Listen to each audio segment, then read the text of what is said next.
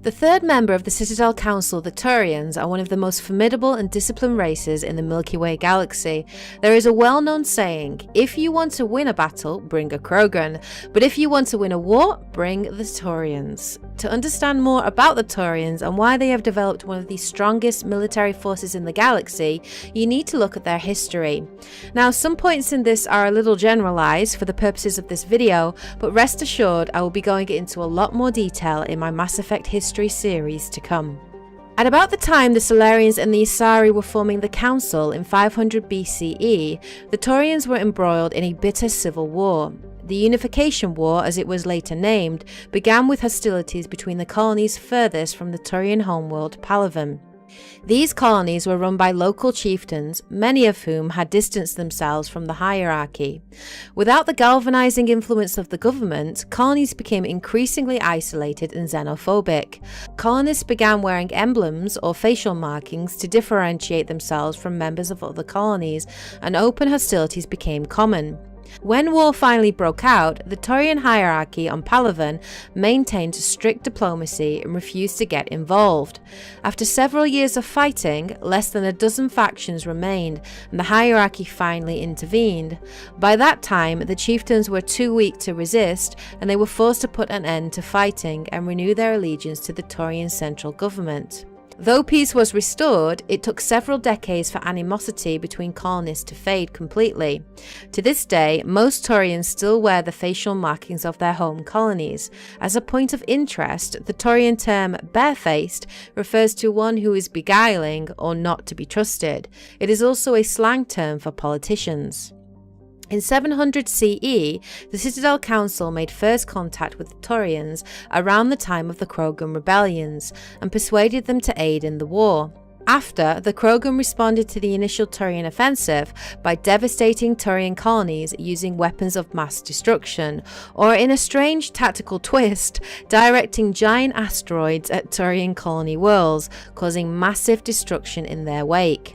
Hoping to demoralize the Turians, instead it had the opposite effect, as the Turians vowed to stop the Krogan from ever becoming a threat again. Realizing that the Krogan will never give in as long as they can replenish their fighters, the Turians unleashed a Solarian-engineered bioweapon known as the Genophage on the Krogan homeworld of Tuchanka. As a result of the Genophage, the Krogan population started its decline, and the rebellion eventually ended within 90 years. In recognition of their contribution to the rebellions in 900 CE, the Turians were invited to join the Citadel Council to fulfill the role of galactic peacekeepers. The Turians have the largest fleet in Citadel space, and they make up the single largest portion of the Council's military forces. As their territory and influence spread, the Turians came to rely on the Solarians for military intelligence and the Asari for diplomacy. In 2157, the Turians were the first to make contact with humans in an incident known as the Relay 314 incident. They discovered human explorers attempting to activate a dormant mass relay, a practice forbidden by galactic law after the Rachni Wars, and attacked. Over the next 3 months, tensions escalated and the Turians prepared for a full-scale war against humanity. This, however, drew the attention of the Citadel Council. The Council intervened before hostilities could escalate further, revealing the existence of the greater galactic community to humanity and brokering a peace between them and the Turians. The Turians were forced to pay reparations for their lack of diplomacy. However, mistrust and lingering animosity still remains between the two races. Turians typically stand over 6 feet tall, have 2 long, proportionally thick fingers, and an opposable thumb on each hand, each tipped with talons and a set of mandibles around their mouths. The most distinguishing feature of Turians is their metallic carapace. The Turians evolved this trait as a defense against the greater levels of solar radiation that penetrate their homeworld's weak magnetic field. Turian features are avian, making them resemble humanoid birds or raptors. However, unlike most Earth avian creatures, Turians are viviparous and give birth to live young. In 2165, David Anderson claimed that Turians reminded him of the evolutionary link between birds and dinosaurs. Turians are also recognizable by their voices, which have a distinctive fledgling effect. Figured I could do more good on my own. Males and females do not differ greatly in physical appearance, but female Turians lack the crest of horns found in the males of the race. The lifespan of a Turian is comparable to that of a human. The Turian homeworld Palaven has a metal-poor core, generating a weak magnetic field and allowing more solar radiation into the atmosphere.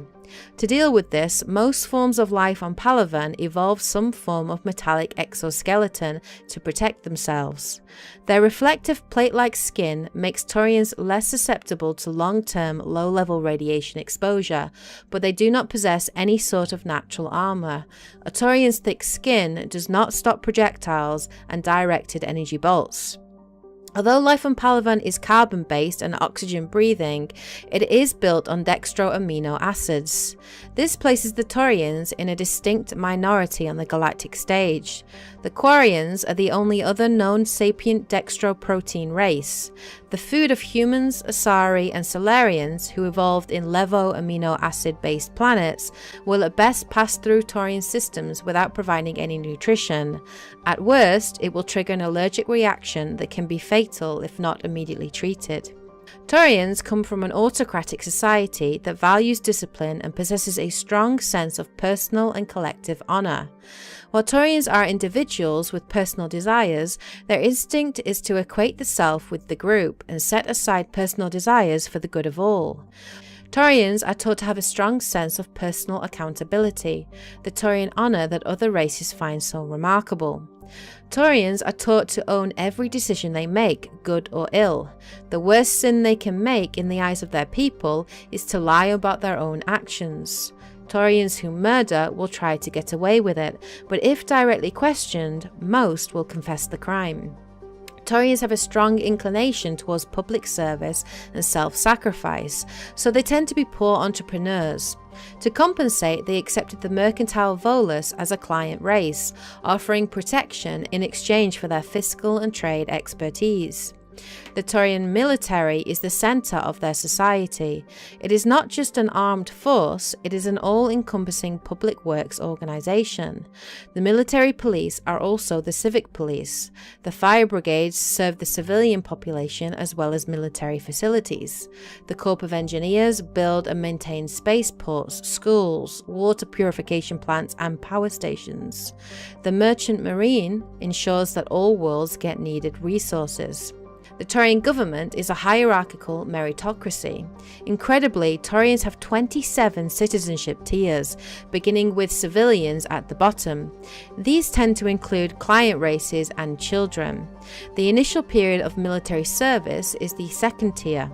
Formal citizenship is conferred at the third tier after boot camp.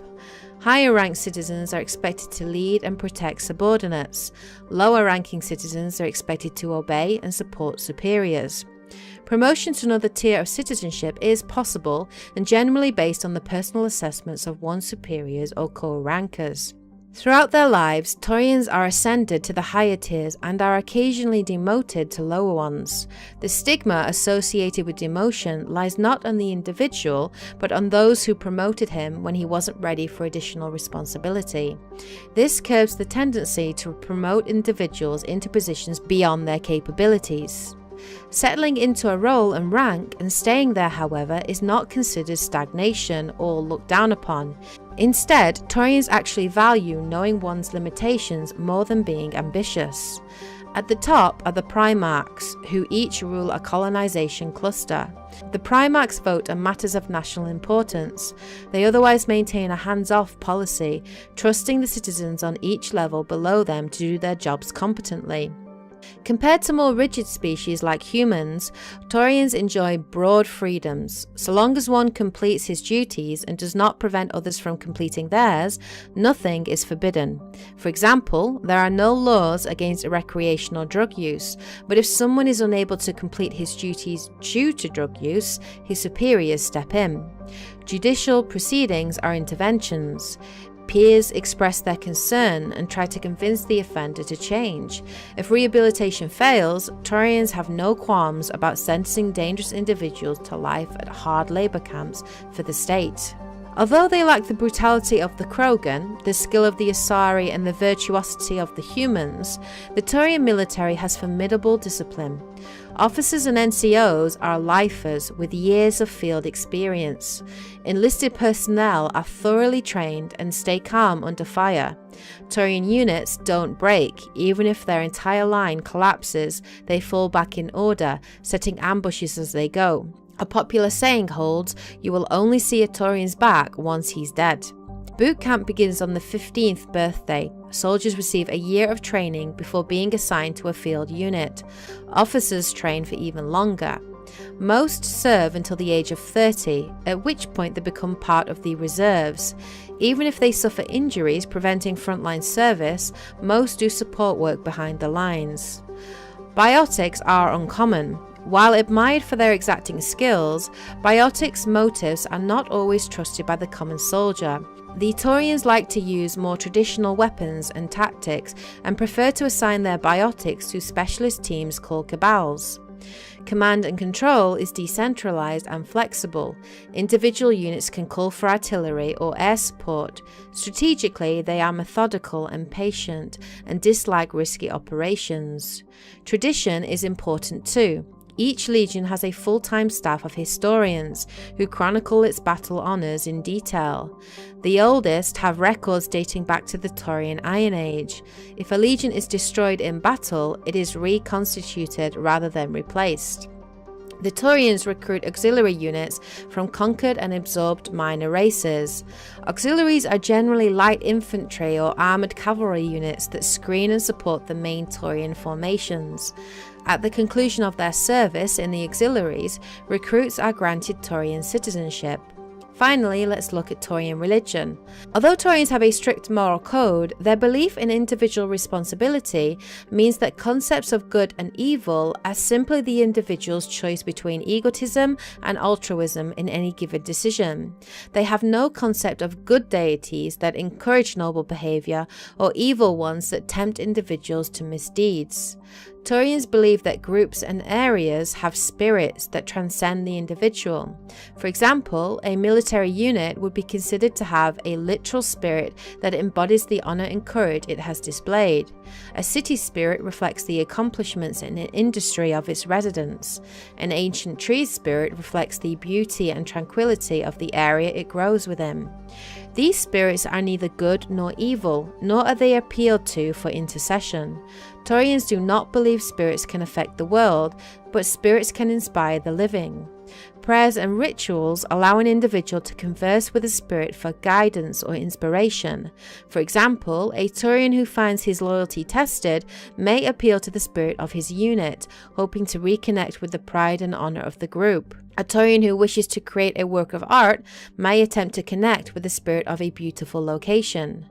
Turians enjoy absolute freedom of religion and can practice whatever appeals to them, so long as it does not impede anyone's ability to perform their duties.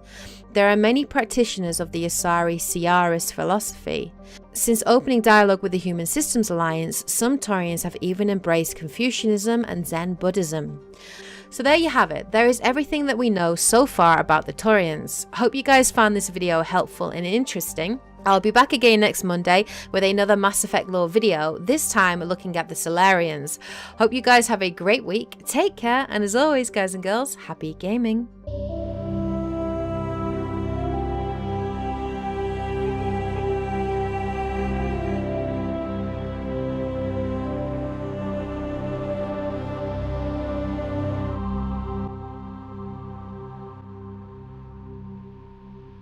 Were embroiled in a bitter civil war. The Unification War, as it was later named, began with hostilities between the colonies furthest from the Turian homeworld, Palaven.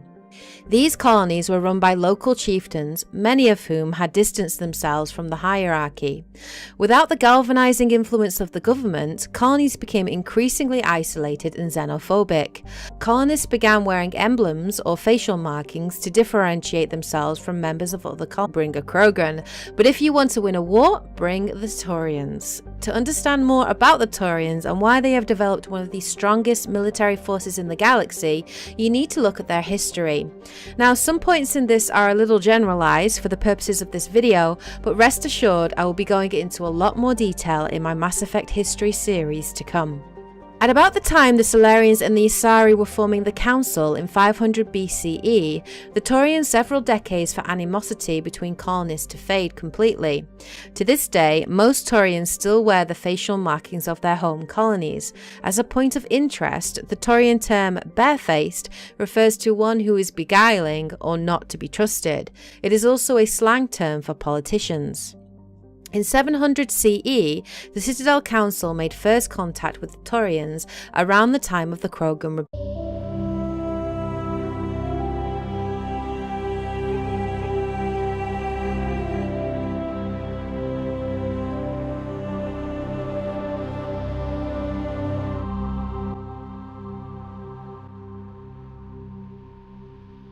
The third member of the Citadel Council, the Turians, are one of the most formidable and disciplined races in the Milky Way Galaxy. There is a well-known saying, if you want to win a battle, colonies and open hostilities became common. When war finally broke out, the Turian Hierarchy on Palaven maintained strict diplomacy and refused to get involved. After several years of fighting, less than a dozen factions remained, and the Hierarchy finally intervened. By that time, the chieftains were too weak to resist, and they were forced to put an end to fighting and renew their allegiance to the Turian central government. Though peace was restored, it took